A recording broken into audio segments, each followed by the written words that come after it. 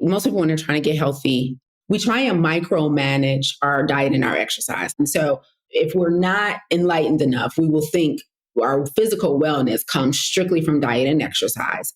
But the overwhelming majority of us understand that it doesn't, even though it's hard to take ourselves out of habit of thinking that it does. So when it comes to things like chronic stress, it doesn't matter how perfect your plant-based regimen is. It doesn't matter how consistent or how hard you work out. If your body is under chronic stress, meaning we have those elevated levels of cortisol, we have an overactive nervous system, we have adrenaline all the time, it's going to compromise any work you're trying to do from the neck down.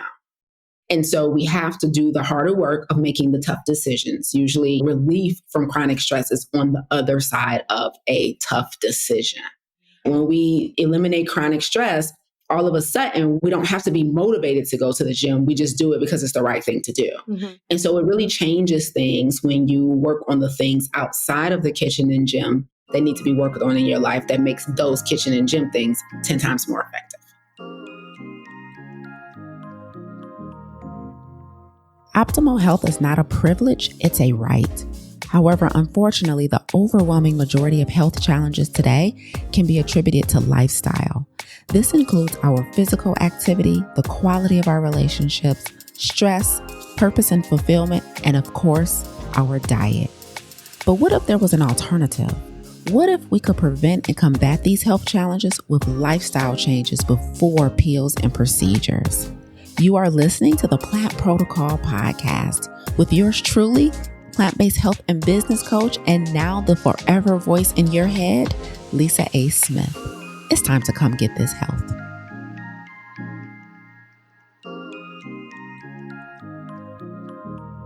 Chronic stress kills, so much so that it's purported that over 90% of lifestyle disease is caused by chronic stress.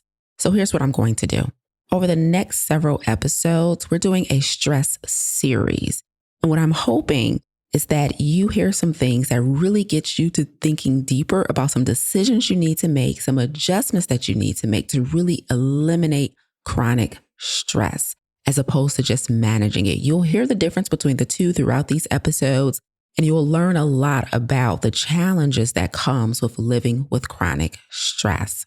Starting with today's episode. Today is a very lively episode with myself and Chelsea Coons. And in this episode, you'll learn a lot about what the difference is between acute and chronic stress. We talk about radical obedience. And most importantly, we talk about exit strategies and what it looks like to formulate an exit strategy from chronic stress. So I really want you to lock in and dial in over these next several episodes because you'll hear me giving different perspectives, different examples, and great information from some individuals that I'll be in conversation with that hopefully highlights to you the importance of doing the tough work of making tough decisions in your life to really significantly change things and optimize your health. You know, health is way more than what we eat. It's way more than how we move. So while a whole food plant-based diet is extremely powerful for health and longevity, there's still some things that we have to do outside of the kitchen and outside of the gym to ensure we're living long and we're living healthy for a very long time. So I really hope you enjoyed today's episode, today's conversation with Chelsea Coons.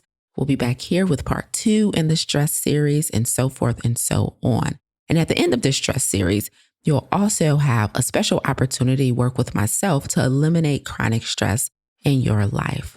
Please enjoy. Well, look, Lisa, I've been listening to your podcast and you have a lot of truth bombs you drop and you are a coach through and through. You don't let anyone off the hook. You're guilty and guilty. But I love it. I love it. I love your energy so much. And you know, what brought me to you was you had a viral video. I think that's probably drew a lot of eyeballs on you, where you're talking about stress and how that is this silent killer. And I relate so much to that because in my life, there have been times where I have been under stress, but I didn't understand I was. And I was having changes in my body. Like I was holding on to fat. I was gaining weight and different things were happening to me. I did not realize the relationship that had with the stress that I was going through. Can we start there? Yeah, I totally think we should. It is a major, major issue when it comes to chronic health challenges, when it comes to overall well-being, when it comes to just basic fulfillment and satisfaction out of life. When we are chronically stressed, it really takes a toll on us from the neck down and the neck up. And I think one of the things, since I've made that post and I've done a lot of content and taught a lot of masterclasses about stress in the last year or so, I think one of the biggest differentiators that I normally have to make for people, Chelsea, is the difference between acute and chronic stress. Because people are like, well, things are going to happen in life. We can't expect to have a stress-free life. And that is true. But what most people don't understand is that our stress, 100% of it should be acute, meaning it's time bound. So it's not expected to just be indefinite, meaning we're not just working a job we hate and we don't know when it's going to end. So it should be time bound, meaning ideally it's project based or it's some unexpected circumstance. The major appliance goes out in your house and it takes weeks to get it fixed or whatever. That's a stressful situation, right? You may be impacted by a storm or one of these weather events or something, and that could be a stressful situation. So I'm not suggesting that stress doesn't exist or shouldn't exist. But I'm suggesting that there's a difference between acute and chronic.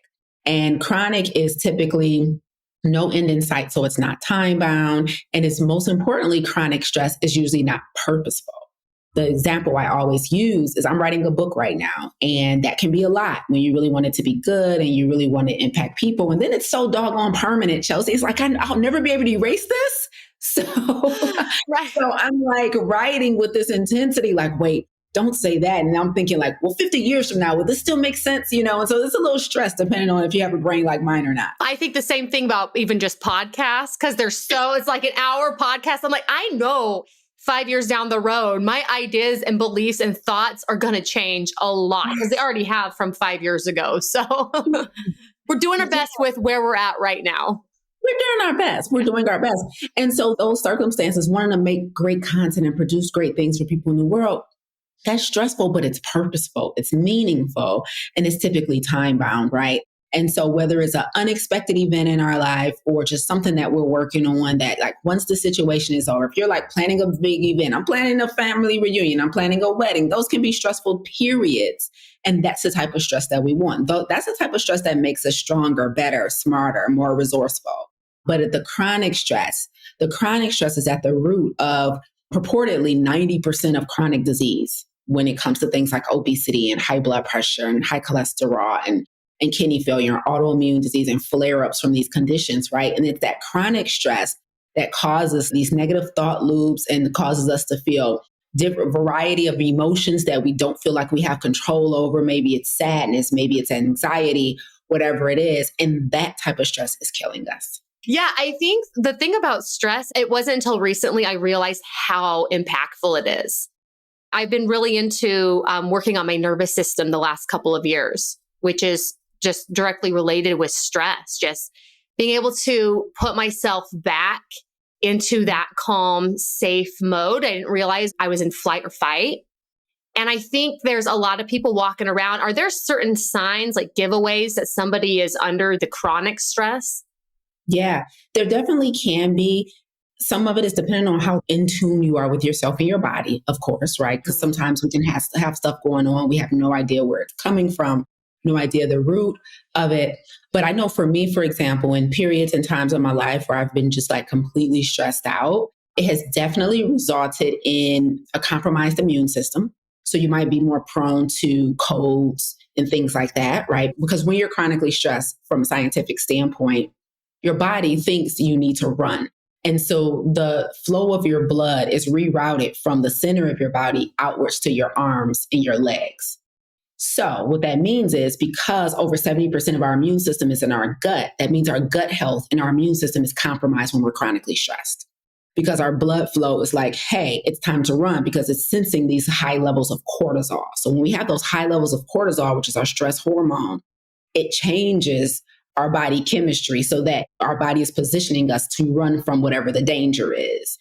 And so you could definitely have a compromised immune system, which means you're more prone to being sick, more prone if everybody's catching something, you're more likely to get it. You're not as well as you're used to being.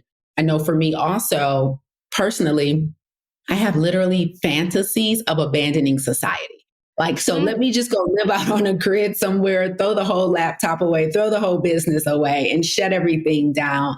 The things that used to be fulfilling and exciting are no longer. They've all of a sudden become burdens versus things I used to be excited to do. That's also a sign. So paying attention to what used to make you happy, and now are you still able to extract joy from those things? Like before, your appetite may change, your sleep patterns may change.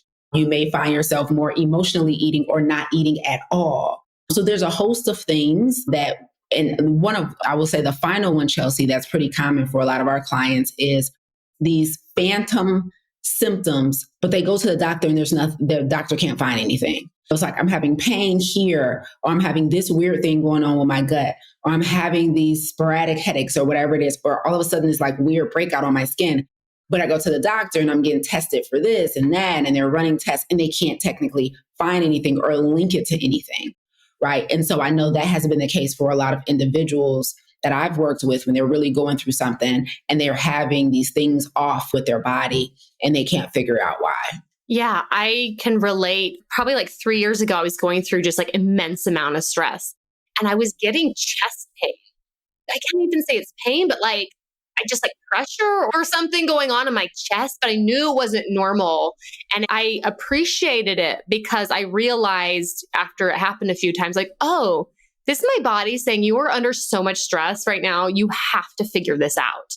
Like it's time to address it. You can't keep pushing it off and having your head up in the clouds. You have to start taking some action on your life. Exactly right. And my prayer for everyone listening is that we really pay attention to the signs and the signals that our body and our minds are giving. It is so important to just pay attention. Don't ignore things because things can escalate. Like there is a such thing as reaching a point of no return when we kind of ignore over time these symptoms and signs that something needs to be adjusted in our lives. And that typically requires us to make hard decisions. How do we manage it or eliminate it? I know you don't like the term manage. You can tell me about that.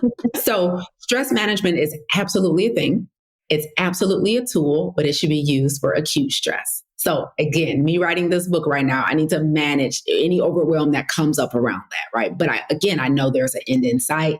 And most importantly, there's purpose attached to it. So it's meaningful work, right? That makes me feel good. But in the midst of trying to write a book while everything else is still going on and life is still lifing, I have to manage that level of acute stress.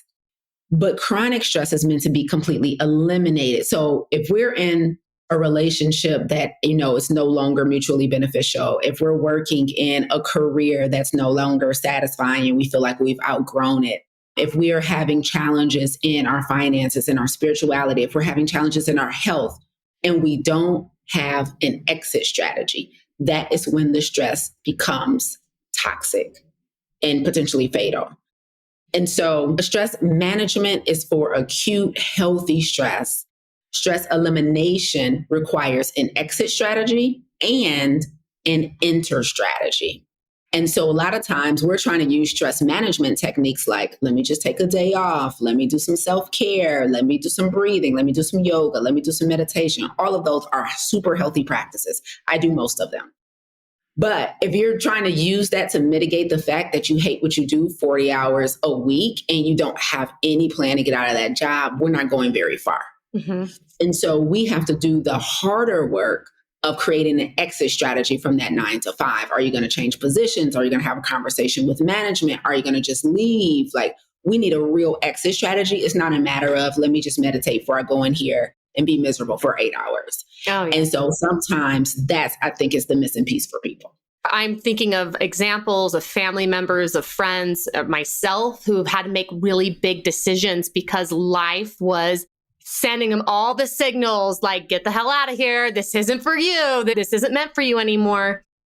But it's almost like, especially seeing friends go through divorces, especially with children, how tumultuous divorces that cause so much added stress. How does someone get that courage to, I guess, make that decision when they know they're already under so much stress and pressure from the marriage? But now we have the divorce, the financial, the splitting the kids, the like, mental and emotional abuse that's coming with the partner. How do they get that courage? It's not about courage.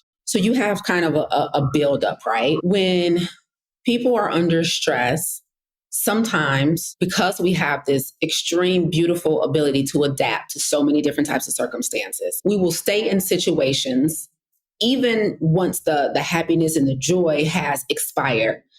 We will stay in situations if they're quote unquote not that bad. Okay. Mm-hmm. And so what happens is when we stay in situations that we know are no longer optimal, but technically they're not that bad, we stay in that situation for such a prolonged amount of time that not that bad escalates to unbearable. So what happens is our disobedience early on, before it was so far out of control, is what escalated to the point where now it's so unbearable that it's taking the maximum toll on us. See, early when the marriage was slowly starting to disintegrate, but there was an opportunity for us to make tough decisions, then that's what we should have been doing. It's typically the disobedience that leads to the unbearable circumstance. Like we don't wake up, Chelsea, and things are unbearable. We don't wake up in stage 5 kidney disease. We don't wake up 100 pounds in obesity. There were things and circumstances that led up to that. And so unfortunately, what we need to do is master the art of radical obedience. And this is at the first sight, the first gut instinct, the first intuitive pull to do something different. We have to make decisions then so that we're not forced to end up in circumstances that are unbearable. And now we have to make bigger, quicker, harder decisions later. Yeah. But to your question, how does one get the courage now that we are disobedient and now we're in an unbearable circumstance, right? Typically it's the fact that it's unbearable that gets us to finally move the needle. We all know like prevention is still the best medicine, but typically it's not. The pain is so bad that we can't even move anymore that now, okay, I'm willing to do whatever it takes to be out of pain. But ideally, the art here is in mastering obedience to what you get called to do, obedience to the signals. Like you didn't wake up and you were miserable at that job. That develops over time. That condition develops over time, right? But usually by the time it's unbearable, something has to change because we realize, okay, I'm killing myself, or this is really impacting the children, or like this is just completely unsustainable. And it's at that point that we have to make bigger decisions quicker, which means there's a quicker downfall from that. Oh, okay. That was such a good answer. Girl, you're so good. You're a pro. Well, you know, it's like in tarot, there's the Tower card. The way I've heard it explained is the longer you allow that tower to build, the harder the fall is going to come crashing down. So literally just what you said. And that's a tough one because sometimes we cling to that tower. We're like, but we're building this and this tower's like wobbling. You're like, no, I'm just going to keep building it. Here's another kid. I'm going to take the promotion. I'm going to take on more responsibility. Every time, for a variety of reasons. Sometimes stuff is tied to our identity or our ego, or we're worried about what other people think, or we're people pleasing. And then that's where healing enters the chat. Because now we got to work on our own self because we're making decisions not based on necessarily what's best for us, but based on some external force that we're trying to please, when really, again, like you said, we're just working our way up to a major tower collapse. And so then that's when we need to make sure we're fully healed, because we don't make the best decisions when we're unhealed. When we try and make decisions and do things from an unhealed place, we honestly can't trust our own decision making.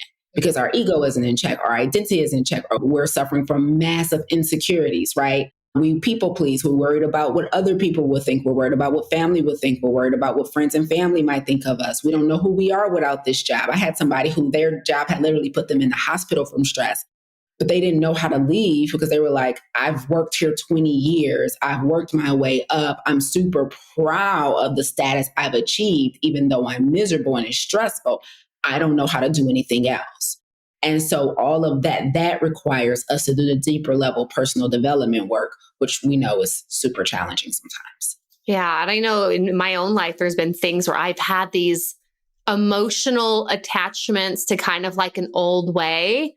And I think that's also, you know, the work I've put into this to develop this. And then I realize it's time to kind of like let that go so this new chapter of my life can begin. But that is such a hard break Because we do attach. We attach to those things, especially when we know how much effort we put into things. So there's a lot of different, I think, barriers to have to jump through. Yes, a ton. And it's just recognizing that while the unknown can be scary, it can be beautiful as well. There can be a ton of greatness and happiness and joy, more than you ever could have imagined on the other side of that unknown. And depending on our relationship with faith, that typically will determine how quickly we're willing to be obedient when we get the call to move. Okay, I have to ask you, I have so much more questions about stress too, but I got to ask you about radical obedience, because I think I kind of understand what you're saying with radical obedience, but I also grew up in religion, got a little stuff I got to still work through with that. So the word obedience can be a little bit of a trigger. So I need to know, in your words, what is radical obedience, because I need a new definition for it. I love this. Yes, I define radical obedience as complete surrender. Radical means complete, obedience means surrender to what we're being called to do, despite the presence of fear and uncertainty.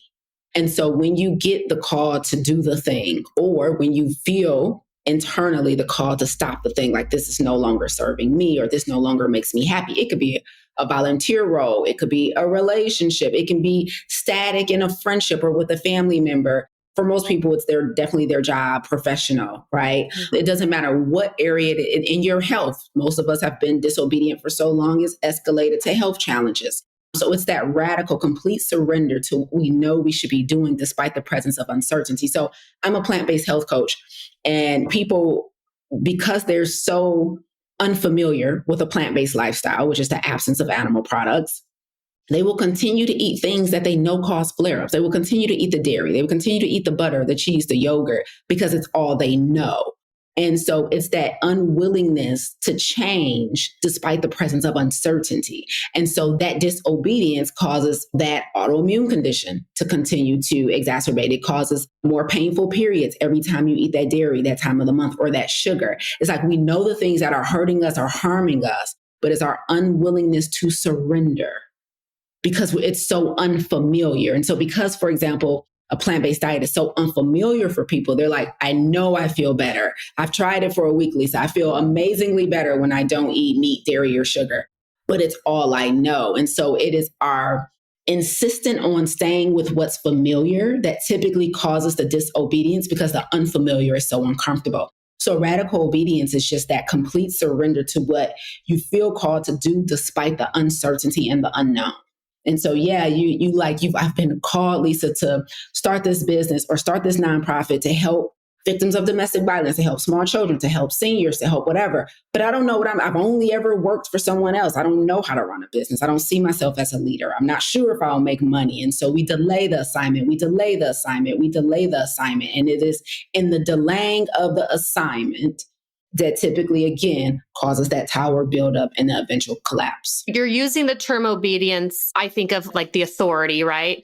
It's not outsourcing your authority to like man, but it's giving the authority to your inner wisdom or to God or to source, whatever it is you believe. Absolutely. I can get on board with that. All right.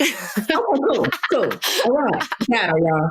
Yeah. So like we get the divine downloads, Chelsea. Like we get the ideas, we get the divine downloads, right? But we ignore them or we push them down because it's not a good time, or I can't afford it. Or the biggest one, I'm not enough. I'm not good enough for that, right? I'm not smart enough for that, right? I don't know enough for that.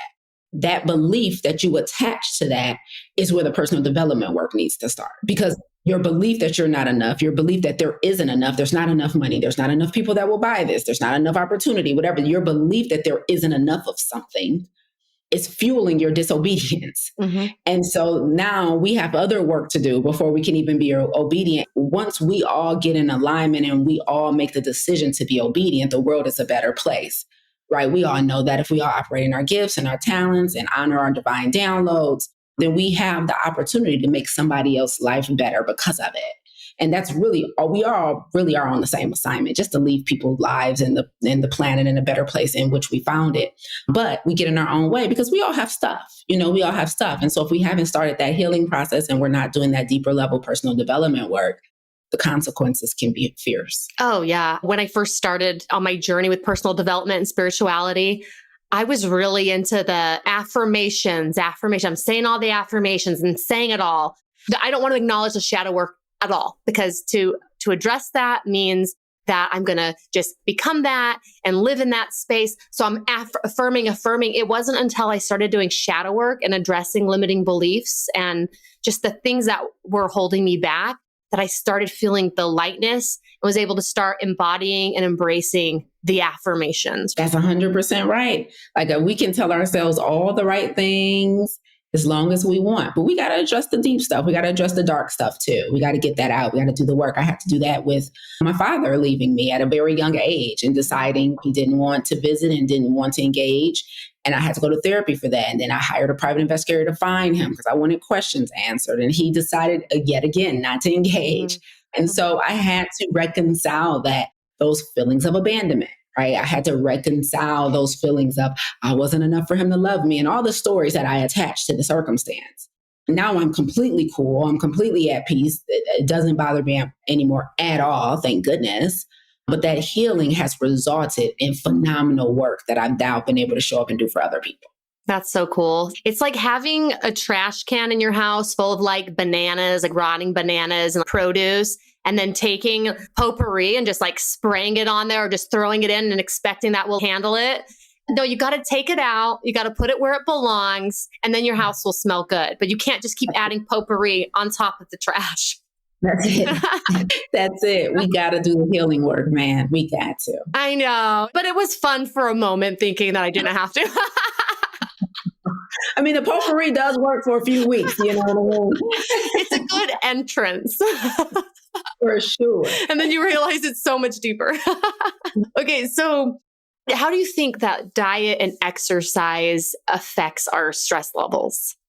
Oh, man. Most people, when they're trying to get healthy, and I think I said this on that viral clip you referred to earlier, we try and micromanage our diet and our exercise. Like if we have health goals, physical health goals, we try and like really micromanage. Okay, what am I eating? What should I not be eating? Lisa, give me a superfood that's going to expedite weight loss. How often should I be working out? Is the morning good? What is all this HIIT training about? And so if we're not enlightened enough, we will think our physical wellness comes strictly from diet and exercise. But the overwhelming majority of us understand that it doesn't, even though it's hard to take ourselves out of habit of thinking that it does. So when it comes to things like chronic stress, it doesn't matter how perfect your plant-based regimen is. It doesn't matter how consistent or how hard you work out.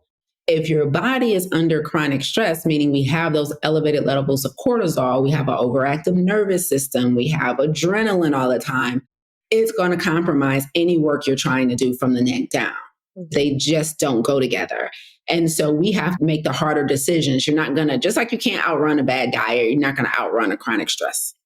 And so we have to do the harder work of making the tough decisions. Usually relief from chronic stress is on the other side of a tough decision. Just like same thing with living in purpose, like purpose heals, doing what you really feel like you were called to do. Like for me, it's definitely speaking and it's teaching. It's my jam. Yeah. In those moments, there's nothing else I would rather have, nowhere else I'd rather be in those moments, like in front of a class or on the mic or just sharing information with a group of individuals makes me so happy. And so I don't have to extract joy from food or substances. And so when we live in purpose, all of a sudden things like emotional eating goes away. When we eliminate chronic stress, all of a sudden we don't have to be motivated to go to the gym. We just do it because it's the right thing to do. Mm-hmm. And so it really changes things when you work on the things outside of the kitchen and gym that need to be worked on in your life that makes those kitchen and gym things 10 times more effective. I also heard you talk about sleep as being a really big factor. It is. It really is. Man, when I'm tired, Chelsea, and I'm running my company, I got clients and team. And when I'm tired, my decisions are always to shut everything down every time. And I mean permanently. That's why I'm not allowed to make decisions when I'm sleepy. Because in my mind, the tiredness and the exhaustion means that something needs to go away permanently. And so I'm all ready to let's just let everybody go. like they have never they say driving sleepy is akin to driving drunk, right? Decision making while you're sleepy is akin to decision making while you're intoxicated. dude, I'm just like, who told me to start a whole coaching? Why am I doing this? And it turns out I just needed a nap. You know what I mean? So it really is like sleep, from a biological standpoint, sleep is where all the magic happens, right? It's where short-term memory gets converted to long-term memory. We go through all those different stages of sleep. Cellular repair happens when we're asleep. So biologically, just magic, right? But also, of course, mentally and emotionally being well rested. And we know this theoretically, but a lot of us just don't prioritize good sleep.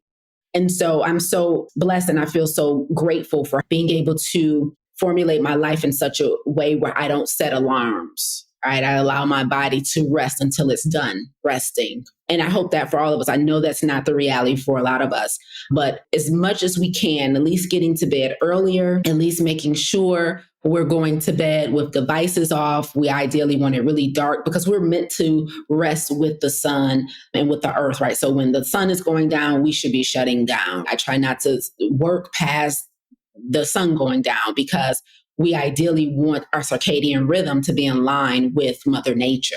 Sleep is just such a powerful, powerful tool. A lot of magic happens there, but when we're consistently sleep deprived, it really, similar to chronic stress, compromises our immunity, our immune system, and it just compromises our ability to make healthy decisions for ourselves. I have 3 kids and my oldest is 8 now, but that's 3 kids pretty close together. And I was sleep deprived for years. I still am sometimes because I'll have 2 kids laying on me and a dog and a husband snoring. So it's still there.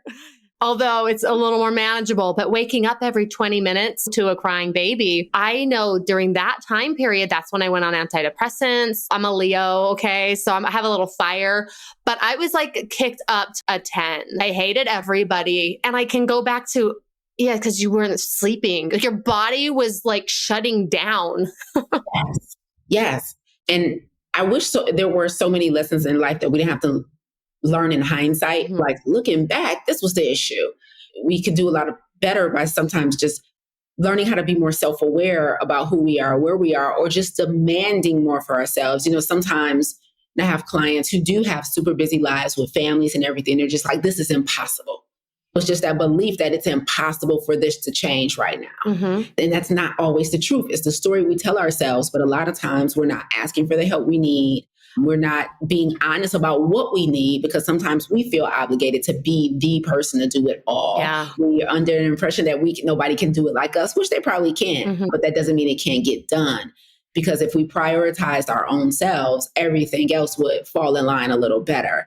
And so we sometimes just need to look at the stories we're telling ourselves about our circumstance. I have plenty of people who say, well, I'm a caregiver to an elderly parent. How am I supposed to manage that? And I understand. I'm not suggesting these things are easy, but you have to look at what the potential outcome is if something doesn't change. So like I said earlier, it is very possible to get to a point of no return.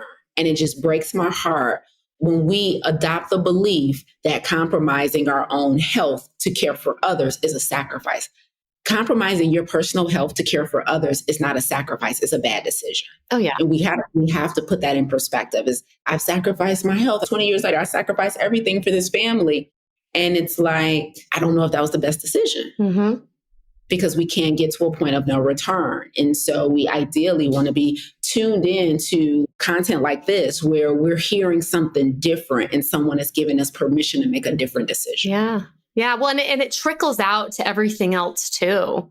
You're giving and giving, but that resentment will build up and that resentment comes in and that stays for a while and that will trickle out to just everybody else around you, whether you're intentionally doing it or not.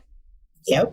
Absolutely. It can take a hefty toll on our relationships, which is a big deal because our social connections, our relationships are the number one indicator of longevity and life expectancy. It's not your genetic code. It's not your zip code. It's not your annual income.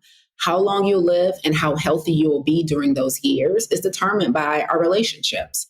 And so our relationships, we need to be sound in them. But if we have made the decision to compromise our own health to take care of others, like you said, that potential resentment can then compromise the entire relationship. And prevention is just still the better medicine. And so have those tough conversations, ask for what you need, demand inclusion so that you can preserve the health of your relationships and then preserve yourself. Yeah, I love what you said, that maybe people can't do it the way that you do it, but they can still do it in their own way. When you're so dysregulated and sleep deprived, you're not making clear decisions anyway. There are so many times where my husband could have stepped in and he would try to, but he didn't put the baby down the same way that I would, or he didn't follow the same like protocol. Or even with the kids now, sometimes I have to just go, it's fine. He's going to wrestle with them and everyone's going to lose their shit for 15 minutes, but he has to handle it. I'm going to go on the other, he gives them like a second wind right before bedtime. And I've had to learn to just, that's how he puts them to bed. That's fine. I'm going to walk away now. Exactly. Letting go some of that control, Yes, relinquish control, guys. We have to relinquish. I feel the same way about my team. I'm like, I wouldn't have taught that like that. But I'm like, hey, you hired coaches to coach in your programs and they know the content. They just deliver it different. It's okay, right? Like no one is ever, whether it's parenting, whether it's work, whatever it is going to do it quite like you. But what do you need? Like, why are they in place? People are meant to be help. They are not meant to be clones of you, Right. And so we have to embrace that. But it can definitely be challenging. Oh, yeah. So you talked about finding your purpose. How does one find their purpose? Does everyone have a purpose? It's so super cliche. So yeah, absolutely. Everyone has a purpose and everyone has a gift or gifts. Gifts are those things that naturally come easier for us than they do for other people. And then people have talents. Talents are things that we've invested to develop, right? So gifts is just natural. Talent are things we've invested time, energy, money to develop and get good at. And so we all have gifts, talents, and purpose. And we're all seeking for this beautiful intersection of the three, right? But purpose typically comes, you don't find it, it typically finds you. And it finds you because you have committed to explore. You've committed to exploration and you've committed to experiences. So it wasn't until, this is another one of those hindsight things, but it wasn't until I was looking back over my life and I'm like, none of this crap even makes sense. It's not connected. I'm like, okay, I started as a social worker and as a foster care worker, trying to reunite foster kids with their biological family. And then I went on to teach English as a second language in China. Then I went on to be a personal trainer. Then I taught some more international school when I got back stateside. And then I started coaching in nutritionist. And I'm like, none of this makes sense. And then I started looking closer and what is the common thread between everything I've decided to do? And it was always teaching. Even as a foster care worker in Oakland County, Michigan, I was over a program called NYOI that helped teenage foster kids develop life skills so they can be prepared for independence. I was the only one in the county who did that. I was a teacher as a social worker. I obviously was a teacher, a more traditional teacher at an international school in China, and then in an all-girls school in Michigan. And then I was a personal trainer and I'm teaching nutrition science and I'm teaching exercise science. And then I started my own coaching company and I eventually started my own school, the Black Health Academy, where I'm teaching health again. It's like everything has always been teaching. And teaching is my purpose. And I've never got certified by anybody's state as a teacher. I've always created my own lane for teaching, but it's always been that. And so that has been the common thread that was able to identify. And I'm like, and I think I'm really good at it. I think I'm really good at taking these really hard, big ideas and breaking them down in more simplified ideologies that people can understand. And that's what I get complimented on the most. You made this so simple for me to understand. And so teaching is just a transference of information. And so teaching is what has come easier for me than it does for the average person. But coaching is a talent that I then went on to develop because teaching and coaching are not the same. And so just finding that purpose by looking at all the things I've tried. And it came from doing things that seem so scary, so non-traditional. Like the way I got from being a foster care worker to teaching at an international school is I quit my comfy state job with the state of Michigan. When I applied for an international internship, my state job said, we're not going to hold your job. And I was in that moment where I had to make a decision. Do I want to stay comfortable and safe with a guaranteed salary and benefits, or do I want to go work this unpaid internship just to see the world? And I chose B. And so for me, it always came from taking the next step into something that traditionally would be considered maybe uncomfortable or unsafe to the average person.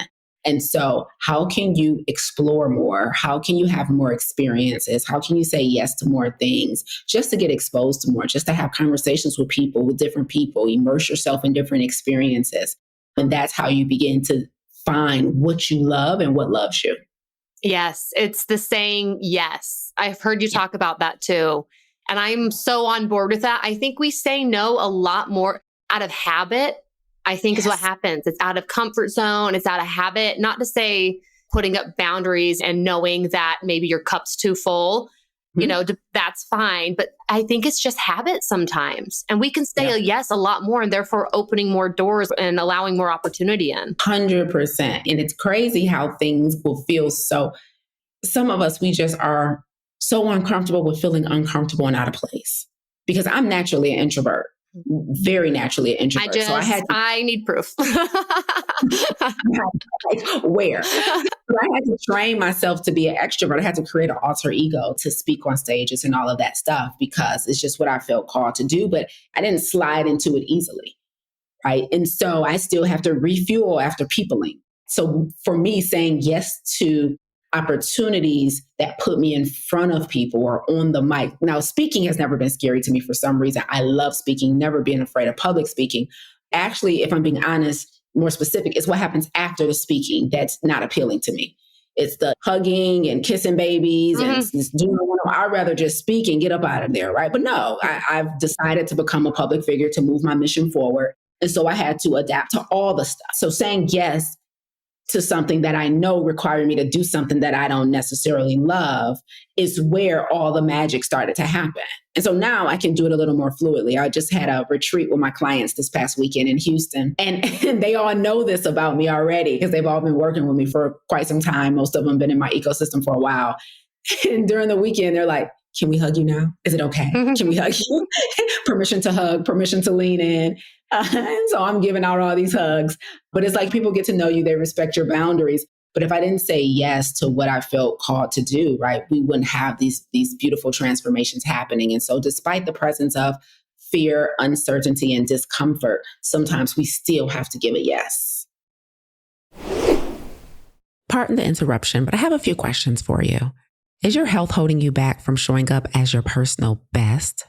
Are you ready to thrive in the spotlight with vibrant health and confidence? Are you being called to tell your story, but you're not sure that you're qualified to do so?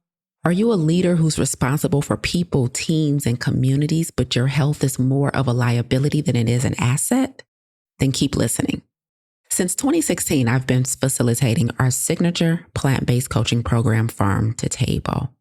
And we just opened up enrollment for our next cohort starting February 12th. However, for the first time in Farm to Table history, we're doing something extremely special.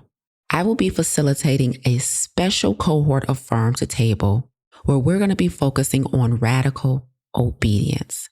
In this 12-week plant-based coaching program, you will learn directly from me how to optimize your health so that you can show up publicly and confidently the way you envision in your mind. If you have a voice, if you have a story to tell, if you feel you're being called to leadership, if you have a public-facing role, if you have a personal brand that you're trying to establish, but you know that you need to optimize your health first, then this cohort of Farm to Table is for you.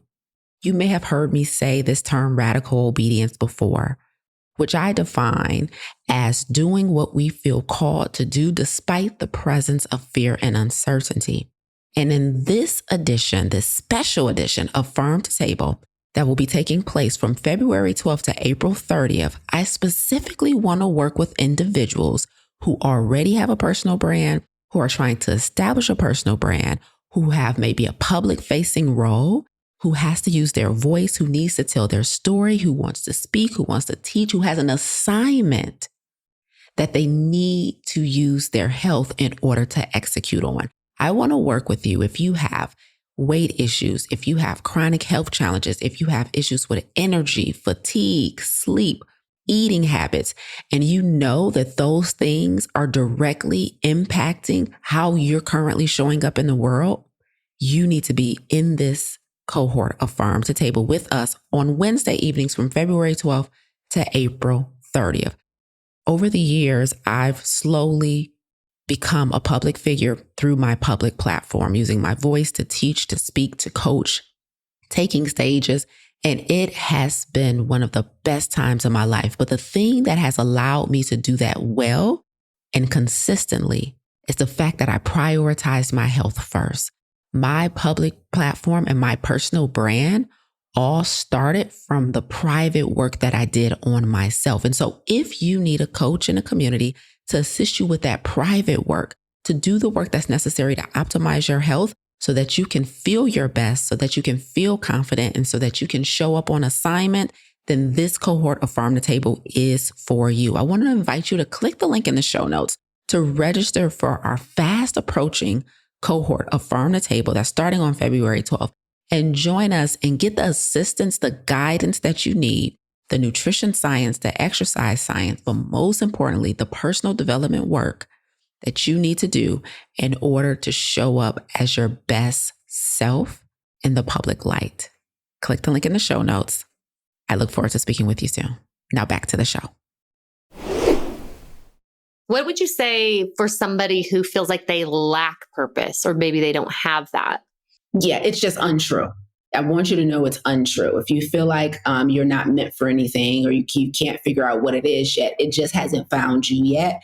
And here's what I'll also say. Everyone's purpose doesn't have to be a magazine headline. Everybody's purpose is not this big world-changing, going to make the history books type thing. Like your purpose could actually be, like some people just fall into parenting so naturally, and that could really be your purpose. To be a mom could be your purpose. To be a helpmate to a partner who's meant for the headlines could be your purpose. So purpose is not always like earth-shattering headlines. It's that thing that you feel the most natural in, that you're naturally good at, and that genuinely makes you happy and improves the lives of others on the other side of it. We're all aiming for, if we were looking at Maslow's hierarchy of needs, we're all aiming for self-actualization, which is this beautiful moment where your gifts and your talents are optimized and you really feel like you're being used at the highest capacity in service to others. And so purpose is not all about, nobody has to know you if you don't so desire. It doesn't look like that. It's about, where are you most peaceful? If you've been blessed with a beautiful voice, you don't necessarily have to become a superstar. Maybe it's just singing in a choir, and that's where you always feel the most. You stay your butt in choirs. You always give your gift away. Like, don't shy away from that. It doesn't mean you got to be in somebody's studio dropping albums. So it's all about, am I using that thing that was given to me on a regular basis? Am I honoring the assignment that God has given me with the gift he's given me? Because all of our gifts are just simply meant to be regifted. Ooh, I love that. I'm going to have to go make a list now, see which ones I'm keeping to myself. Or everybody out there listening, go make your list. I love that. I also heard you talk about people not achieving the goals they set, and it's not because it's a lack of discipline. Can you tell me about that? Yeah, it's usually a lack of unfulfillment. So a lot of times, this has been my experience as a coach. Next year will be 10 years I've been coaching. What people usually come to me and say, and they're like, I need help. I lack discipline. I need help. I lack consistency. And what I have found to be more true is that they lack emotional intelligence. And so what happens is people make decisions about what to do or what not to do in the moment based on feelings or fundamental understanding of how to deal with their feelings. And so they respond to things from an emotional standpoint. And so the appearance of inconsistency comes from low emotional intelligence. Because when we have emotional intelligence, we know how to feel our feelings without making self-destructive decisions. Like, the decision not to work out for 5 days in a row can become a self-destructive decision. The decision to eat junk because we're sad or mad or angry about something, or the decision to eat junk because we're happy and we're celebrating stuff, even though that's not in line with our goals right now. It's an emotional decision. And so it is typically emotional intelligence, or the lack thereof, that causes us to be, quote unquote, inconsistent and undisciplined. And so for me, when I started mastering the art of feeling feelings without making self-destructive decisions, that's when the appearance of consistency came in. I would encourage people who believe they can't stick to stuff. I start stuff, I don't finish it. I would encourage them to check in with their EQ. Like, do I know how to control my emotions? When I turn that camera on or that mic on for the first time, when I started my business or I'm creating content or I just started a podcast or whatever, and I'm putting my voice out there and I'm putting my face out there, people don't say anything. I don't get any listens. I don't get any downloads. I don't get any likes. I don't get any shares. I don't get any comments, whatever it is. I don't get any sales. We get insecure, we get fearful, we start feeling like we did something wrong or that we're not good at something. And now we're in our feelings. And so we don't do episode number 2. We don't go live again the following week. We just set it on the shelf until our feelings subside, and then maybe we pick it back up again. You have to be able to push through and do things despite the presence of the fear, of the embarrassment, of the whatever you're feeling. It is the emotional intelligence, because it's so crazy, Chelsea, because intellectually we know you're not going to get success off of one episode. You're not going to become a multimillionaire, whatever you want to be, multi-thousandaire off of one pitch, off of one. Like, we know it takes work. We know it takes time. We've heard the stories. We know that.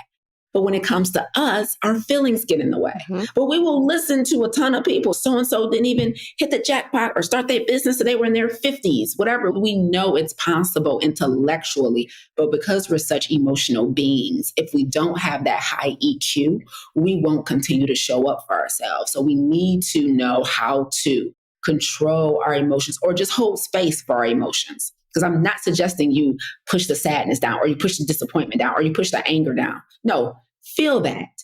But episode number 2 is supposed to drop next Tuesday. Yeah. Drop episode 2. You're supposed to launch this thing every quarter, like you said, launch this thing. People expecting content from you. So what? Nobody was on your live or your YouTube channel last week. Your emotions are the problem, not your relationship with consistency. Yeah. Social media is a trip because with the algorithms, I'm sure you've experienced this too. The algorithm's always fluctuating, needing to really stay in the algorithm. Otherwise, your content will tank. And I've talked to a lot of people who show up on social media. It is like an emotional journey. It's an emotion. You have to you're dealing with the ego.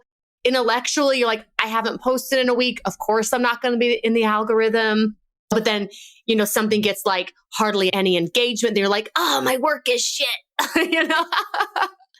And it's not that, but it is such an emotional roller coaster. And you can either let it tear you down and destroy you or learn to build your inner confidence and then know it's not going to come from the external validation of people viewing it or the algorithm gods. It comes from within and you can be confident in the content that you're putting out.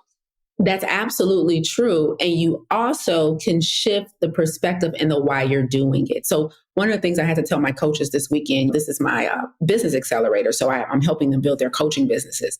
And one of the things I asked them, I said, what's the point of posting in the beginning of your business consistently like I asked you to post, right? And they're like, well, to get clients, to make money, blah, blah, blah. I'm like, no, the point is to get good.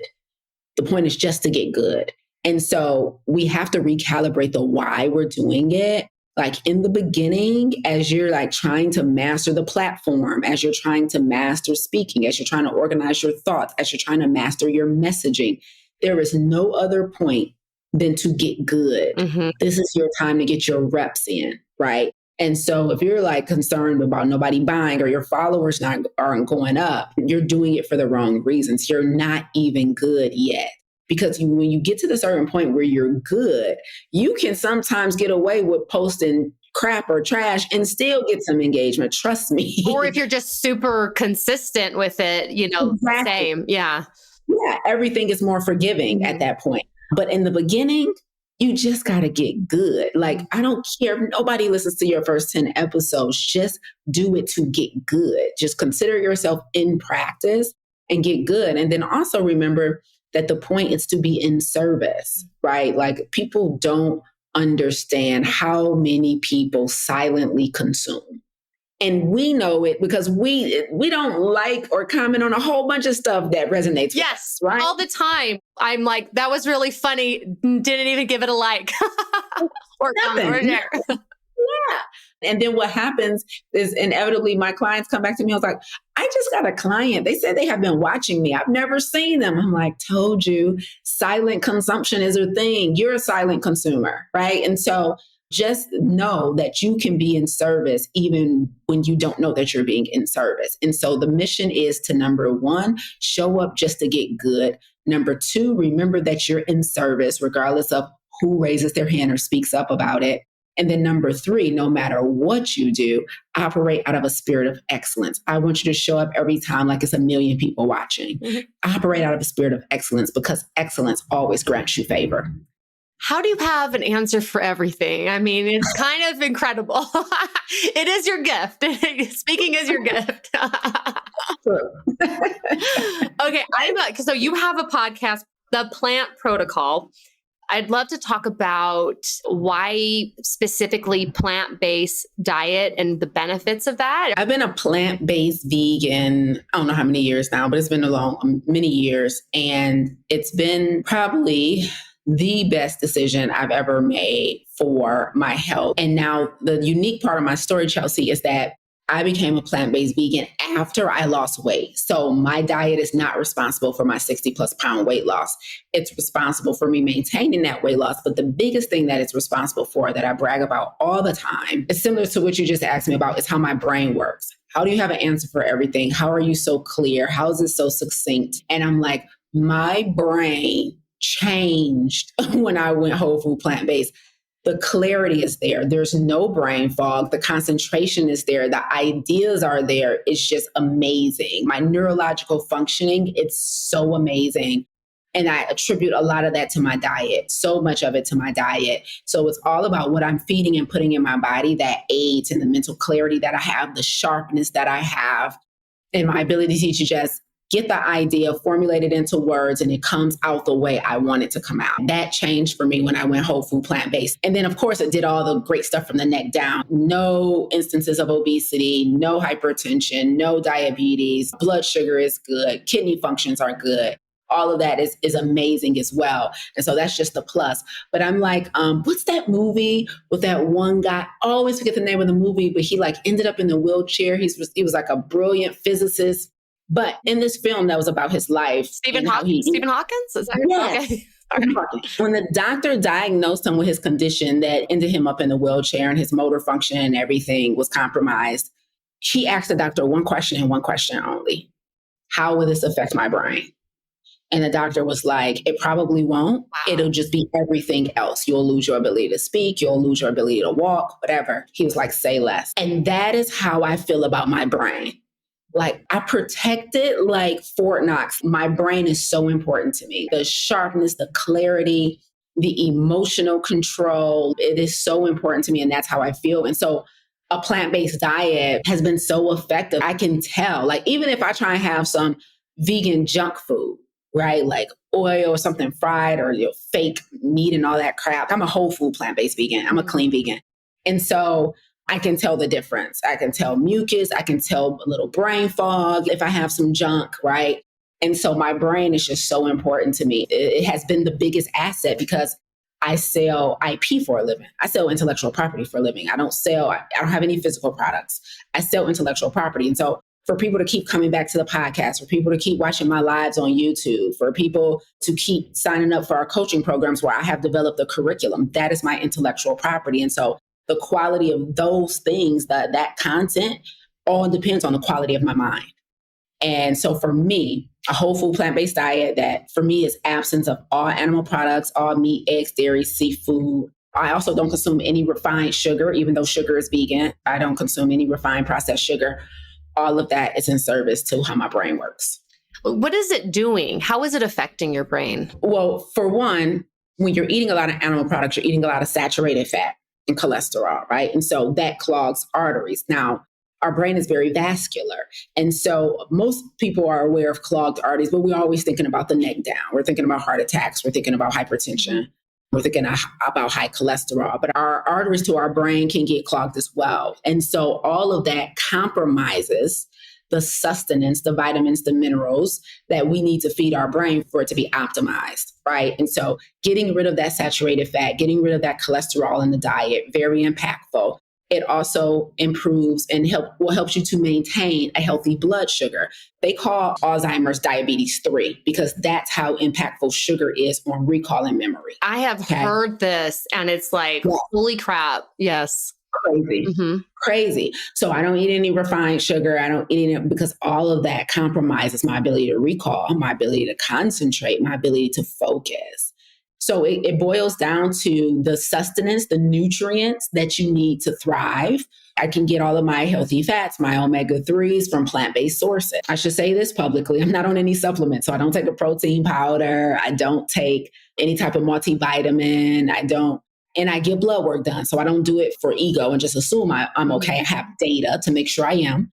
The only thing that I have to take is vitamin D because I personally have a sun allergy. So I can't go outside when the UV rays are the highest, which is typically between the hours of 10 a.m. and 2 p.m. And so I do have to take a vitamin D supplement for that reason.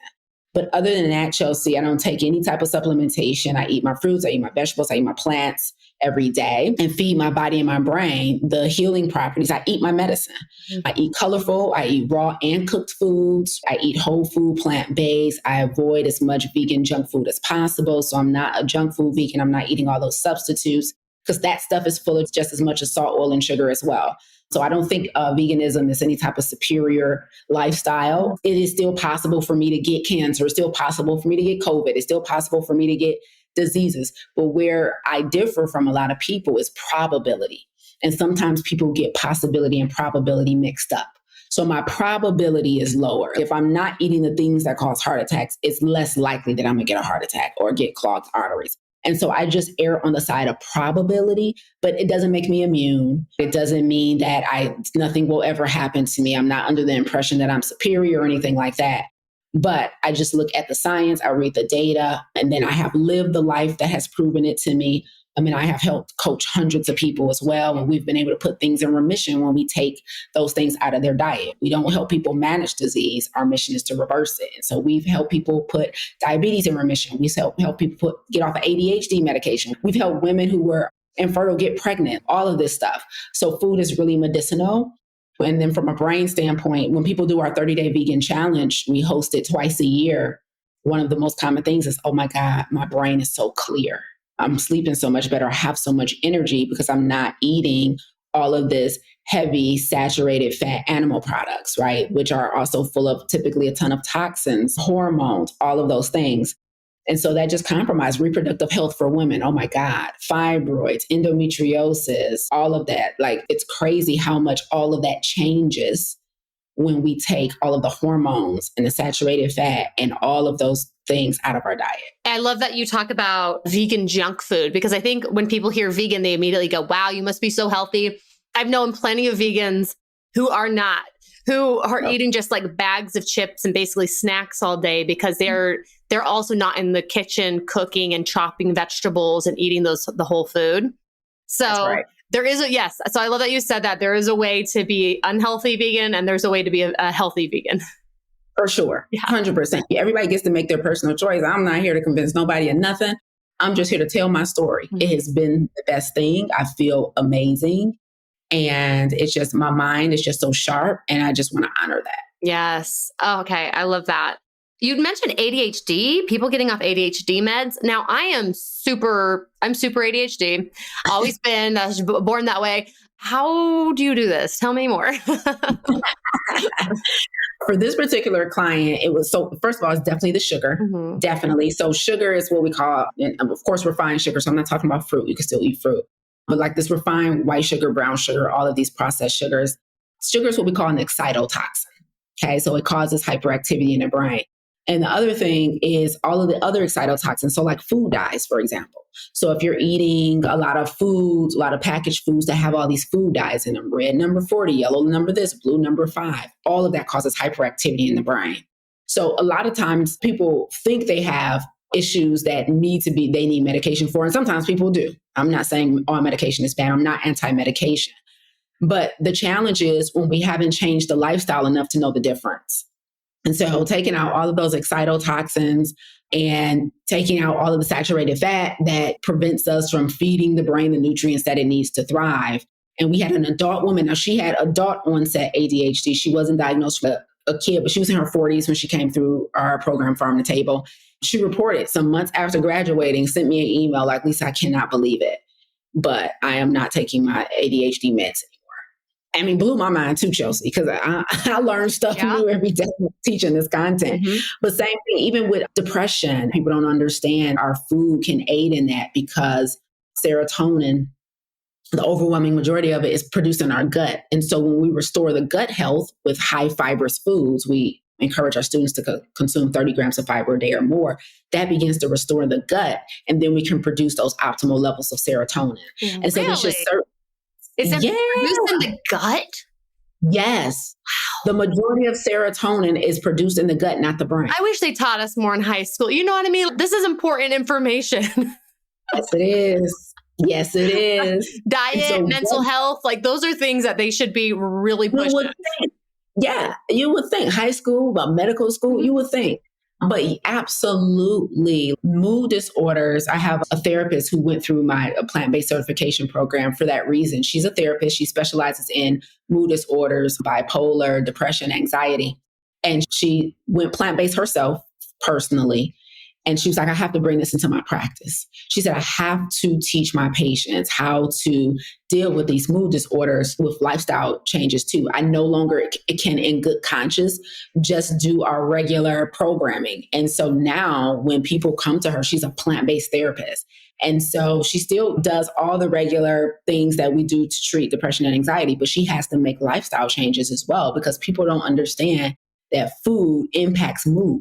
And so when we optimize that gut health, when we optimize our workout regimen, when we get closer to nature, all of those things, we can really roll back a lot of these things that we think are a life sentence. I'm hoping there's more therapists that are bringing in these methods when they have a client. But like I said, when I was going through just this weird depression after having my kids and while they were babies, I finally got a therapist. I'm like, okay, I'm going to do this. Immediately, I was put on antidepressants. And I was given zero skills about breathing, zero skills about mindfulness, about the natural ways. It was more just talking, tell me about your problems. I think it was my general doctor who ended up with something. I had zero knowledge about diet and the contributions of natural ways to regulate my nervous system. Zero knowledge. And I kind of look back, I gained like 30 pounds on the medication, which caused more depression. You know, that's a whole other thing I had to unpack. And I'm not anti-medication because I do think there are situations you need it. You should never feel shame around needing your medication. But I just think there were other ways or additional ways that I could have been a lot healthier and things that should have been pushed out initially versus, I don't know, the typical go-to.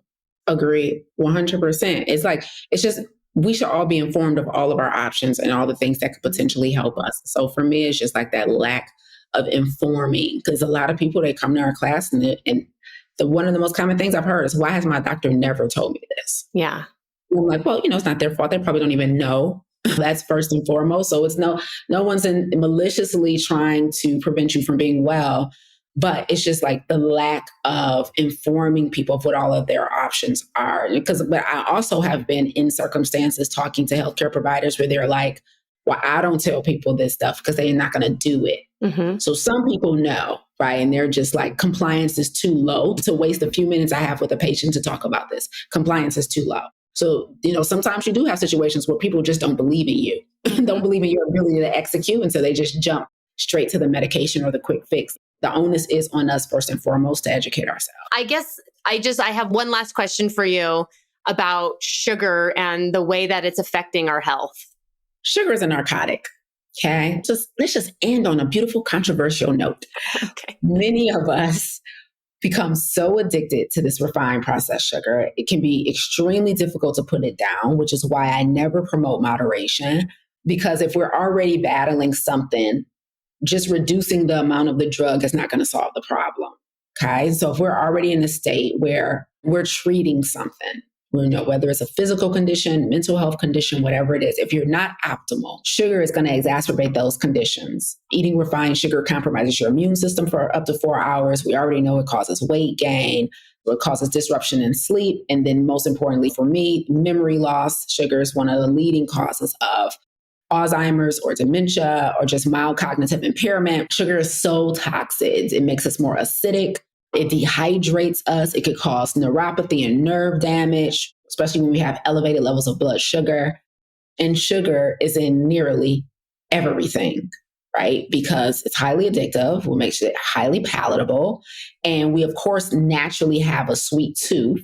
And so a lot of times we feel that the only way to satisfy that is with this processed fake sugar, and it's not. And so it can be very hard and challenging to get it out of our diet, to get it out of our lives, especially since when we give it up, just like any other drug, we go through withdrawals, right? And so the hardest part for most people is getting through that withdrawal period. Like, because people will stop. They'll like, you know what, Lisa, I'm doing your 30-day challenge. No sugar, 30 days, let's do it. But the headaches, the cravings, sometimes the mood swings, all of those things can be challenging. And sometimes, Chelsea, the even bigger challenge, not just the physical withdrawals and symptoms, is trying to wrap your brain around the idea of never having it again. That's typically the hardest thing. Like, never. Mm-hmm. Yeah, I'm still not there fully. Yeah. Yeah, like that's insane, right?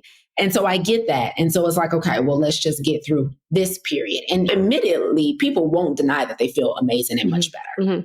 Right. But it's just like, if you cannot develop a healthy relationship with a substance where you have more control over it than it has over you, then work needs to be done, because we only crave what we consume. So like, I don't eat cookies. I don't eat candy. I don't drink soda. I don't drink sugary juice and mixes. When I go to an event, I don't treat myself to a piece of cake. Now, can I afford to? Yes. I'm not battling anything. I'm at a healthy weight. I could afford to have some every now and then. But because I don't consume it, I don't crave it. What most people think when I tell them I don't eat sugar is that I'm using willpower every time I don't eat sugar. It must be so hard because you have to do that in the beginning, no doubt about it. But I'm at a place now, it's not will, but there's literally no desire. Like, I see it and it does nothing for me. And sometimes it's hard for us to get to that point, but I feel so good. Like, donuts used to be my thing. Like, I would fight you in the street for a donut, Chelsea. Okay, let's be clear. Okay. So I want people to know that I was there. Like, I'm not like the superhero. Donuts used to be my thing, but every single time, because they're one of the top causes, and they're not donuts, but sugar is one of the top causes of inflammation. My back would hurt in the upper left-hand corner every time I had a donut or any other type of sugar. So I know the inflammatory response that's going to happen in my body. I'm expecting to have memory loss for the next couple of days and brain fog. I know that depending on how consistent I am with eating a mess, my genes not going to fit the way I want them to come next week. And so the consequences are just too evident. And it's like, which one do you desire? And at some point, I just had to make a decision. And so I'm not saying that nobody should ever eat sugar, but I will say, if you are battling something, you should be in a state of complete abstinence. Like, if you're on a medication and you're trying to get off of it, if you're painful periods and fibroids and reproductive health challenges, sugar is going to exacerbate all of that. Yeah. If you're hormonal imbalance right now, if you're going through that stage for women, right, where we're perimenopausal, menopausal, like, sugar is going to make those hot flashes 10 times worse. I'm telling you, if you're in the middle of trying to get optimal and feel your best self, sugar is a depressant. Sugar, when it comes to drugs, sugar is a downer. So like, when I used to, if I was in a season where I was sad about something or mild depression and I had a drink of alcohol, it will make it 10 times worse. Like, sugar is so toxic. And so I don't care if it's mental health. I don't care if it's physical health. If you're not optimal right now, stop thinking that you can treat yourself. Stop thinking that a little bit won't hurt, because let's be honest, a little bit is what got you here. It wasn't one time. It was the little bits that you've had over the lot of years that got you to this place. So now, because we can't put it down, we find ourselves in this unhealthy relationship with food. It has more power over you than you have over it. If you have this, I have to have language around it, it's a problem. And so if for nothing else, take your doggone power back. That chocolate shouldn't have that much power. That alcohol should not have that much power over you. I can get in and out of alcohol. I still drink, but I drink straight liquor, no mixers, no juice, no nothing. but I can go months without having a drink. And I'm like, oh, I'm going to such a, I'm going to have a cocktail. Mm-hmm. That's the relationship I'm in with alcohol. Right. And so it's not like there's never a long day or a rough day. I need a drink. There's never, I'm feeling bad and I'm feeling sad. I need a tub of ice cream. Mm-hmm. Like, absolutely not. Right. And so we need to develop those healthy relationships with food. But it starts with what we talked about earlier, which is you got to do the work and heal from whatever is causing you the overwhelm, the anxiety, whatever. Because if you're just using food right now, that is not a sustainable model. I mean, that is so good. It's interesting because I woke up, I was having brain fog. I was breaking out. I was trying to figure out, I'm 37 and I'm like, what is going on? This isn't normal for me. I mean, ADHD always normal for me, but it just was extra, very difficult recall. In fact, I remember running one day, like manifesting, I can recall things easily. I can recall, like chanting that to myself because my recall was down. And I woke up and it was in the middle of the night. You can call this intuition or you can call it whatever, God. But I woke up with just a very clear thought in my head going, you got to stop eating sugar. Like, God damn it. It sucks so bad. And it took me a minute. Next day, I'm still having a bowl of cereal or whatever. But it's been a few weeks that I will say, limited sugar. And I have a checklist to see if I did it for the day, just to kind of see where I'm at. Because if I just say I'm going to limit sugar and then I don't have any accountability, forget it. I'll go back to normal within like a week. So I can at least visually see it to see if I really have limited it. And I went and the first few days were a bitch. Like the headaches. I was like, this was a dumb idea. This was supposed to help me. Horrible. But you know what? My skin cleared up. My clarity's been way better. I've been feeling confident in myself. Inflammation has gone down. Like my face is usually like slightly puffy. I just thought that was age, late 30s. That's just what happens.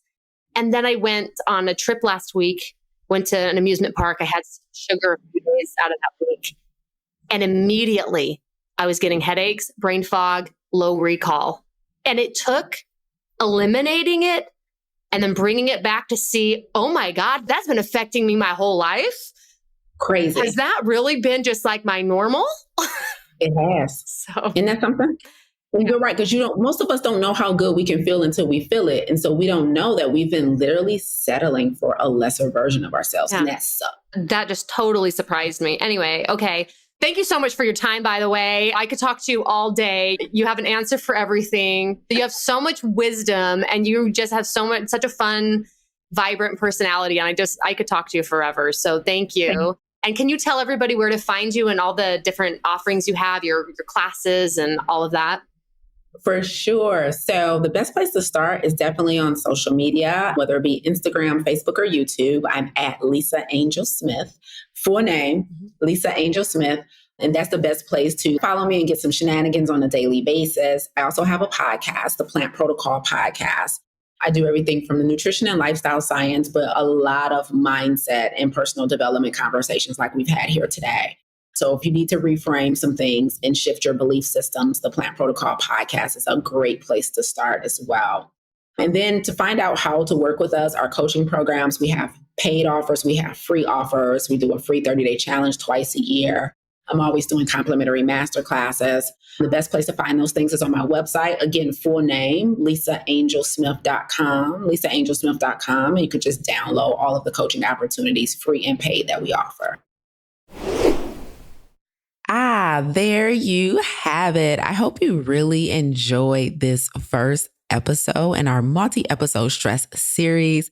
Chelsea was so fun today. She did a great job of just giving some personal stories and personal experiences of what it means to be chronically stressed and how that can impact our eating habits. And so I really hope you got some great value out of this episode. We'll be back next week with part 2 in this stress series. Please take heed and take note and really start thinking about the adjustments that you might need to make in your life to eliminate chronic stress.